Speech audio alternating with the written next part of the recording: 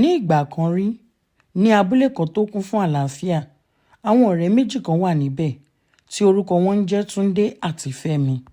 Wọ́n sì ti mọ ara wọn láti ìgbà èwe wá. Wọ́n a máa rẹ́rìn-ín papọ̀, wọ́n a máa ṣiṣẹ́ papọ̀, wọ́n a sì máa sọ àṣírí olúkúlùkù fún ara wọn. Gbogbo àwọn èèyàn tó wà nínú abúlé náà ni wọ́n fẹ́ràn ọ̀rẹ́ wọn nítorí ó dàbí ọ̀rẹ́ tí kò lè túká. Nínú oòrùn kẹ́ríkẹ́rí ní ọjọ́ kan, òun ni Túndé wá sí ọ̀dọ̀ Fẹ́mi pẹ̀lú ẹ̀rín ńlá lẹ́nu. Túndé sọ pé, "Fẹ́mi, mo dẹ̀ ní àbá kan, àbí ká máa ṣe òwò papọ̀. A lè máa ta èso ní ọjà. Èmi ó máa mú èso wá, ìwọ ó sì máa bá mi tà á."